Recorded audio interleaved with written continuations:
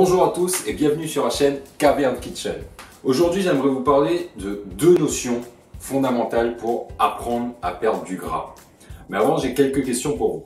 Est-ce que vous aimeriez savoir pourquoi certains régimes, notamment les régimes low carb ou hyperprotéinés, sont aussi efficaces pour perdre du poids? Est-ce que vous aimeriez apprendre à manger autant que vous voulez sans jamais prendre énormément de gras? Est-ce que vous vous êtes déjà demandé pourquoi, en faisant des milliers de kilomètres, enfin des dizaines de kilomètres par semaine, des centaines d'abdos par semaine, en mangeant sainement, un bol de muesli le matin, un bol de salade de pâtes le midi et en mangeant une salade de riz le soir, vous n'arrivez pas à perdre du poids? Ou pire, vous en avez pris par rapport au mois dernier. Vous voulez savoir qui est le coupable?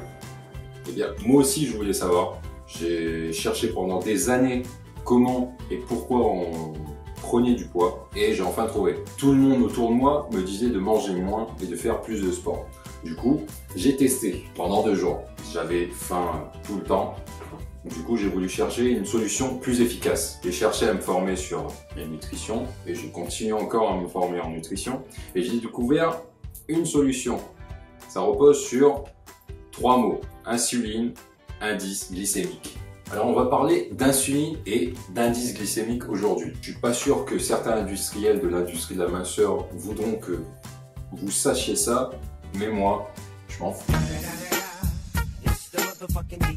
Alors, parlons d'insuline et d'indice glycémique. Déjà, qu'est-ce que l'insuline? L'insuline, c'est tout simplement l'hormone qui est sécrétée par votre corps, plus précisément par votre pancréas, qui va servir de facteur ou de livreur, si vous préférez, de nutriments vers vos cellules. Mais on va principalement se concentrer sur les muscles, le foie et les tissus adipeux.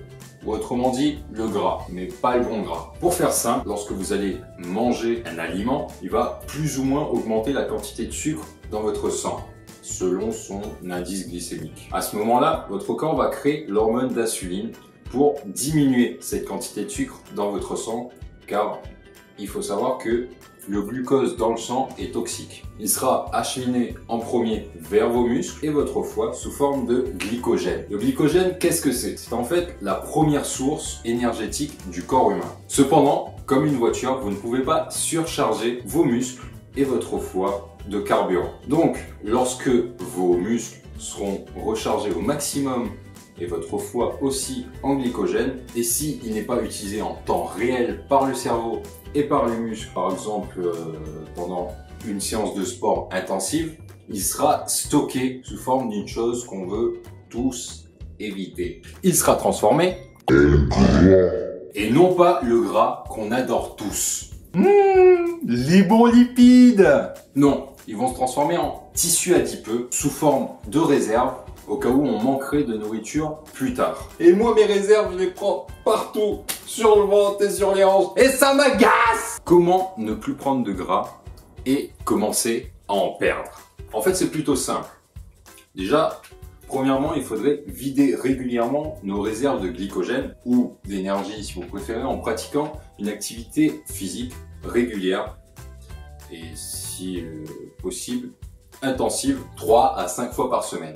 D'un autre côté, il faudrait faire attention à son alimentation en évitant d'avoir trop de sucre dans notre sang et donc de produire trop d'insuline. On peut faire ça en consommant régulièrement des aliments avec un indice glycémique bas et à l'occasion, lorsqu'on s'est entraîné dans la journée, consommer quelques produits avec un indice glycémique moyen.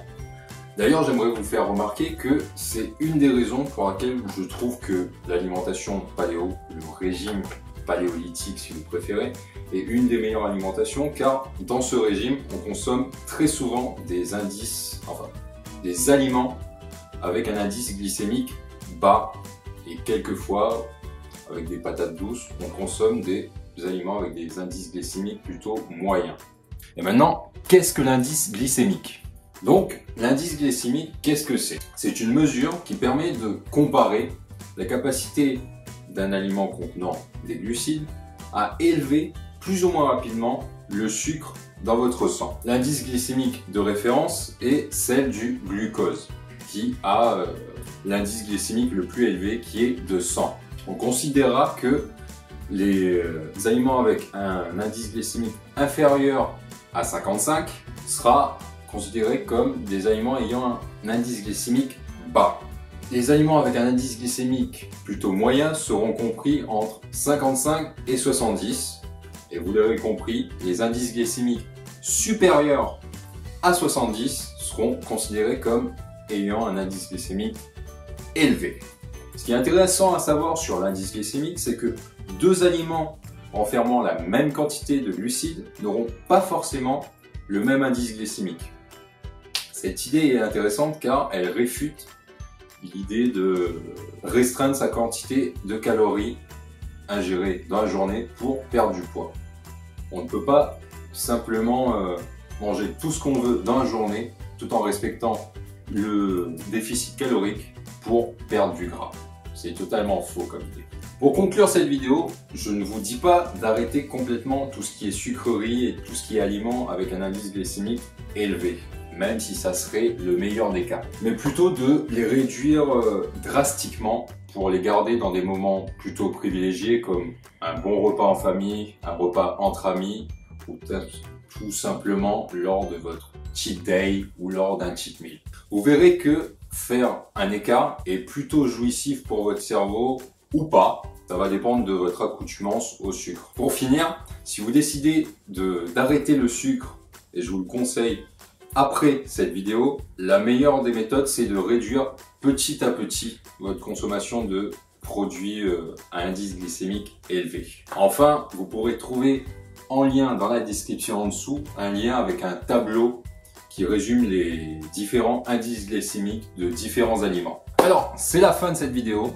Je vais vous dire à bientôt. Et surtout, n'hésitez pas à commenter, à partager cette vidéo et aussi un petit pouce en l'air, ça fait plaisir. À la prochaine fois les amis. Ah oui, j'allais oublier. N'hésitez pas à vous abonner avec le petit signe en dessous qui est sympa, la petite cloche je crois. Et surtout, partagez à vos amis, à votre famille, toutes celles qui veulent apprendre à perdre du gras. Et voilà.